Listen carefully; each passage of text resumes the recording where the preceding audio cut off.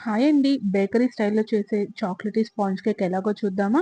ముందుగా ఒక గిన్నె పెట్టుకొని, ఓ పావు కప్పు వరకు ఆయిల్, ఓ పావు కప్పు వరకు పెరుగు, ఒక అరకప్పు వరకు షుగర్ వేసుకొని బాగా బీట్ చేసుకోవాలి. ఇది మొత్తం మెల్ట్ అయిన తర్వాత ఒక జాలి గిన్నె పెట్టుకొని, ఒక కప్పు వరకు మైదా, ఒక 2 స్పూన్స్ వరకు చాకో పౌడర్, ఒక అర టీ స్పూన్ వరకు బేకింగ్ సోడా, ఒక ఫుల్ టీ స్పూన్ వరకు బేకింగ్ పౌడర్ వేసుకొని కట్ అండ్ ఫోల్డ్ మెథడ్‌లో కలుపుకోవాలి. ఫైనల్‌గా ఒక అరకప్పు వరకు మిల్క్ కూడా వేసుకొని రిబ్బన్ కన్సిస్టెన్సీ వచ్చే వరకు మిక్స్ చేసుకోవాలి. ఒక బాండీ పెట్టుకొని సాల్ట్ వేసుకొని ప్రీహీట్ చేసుకోవాలండి.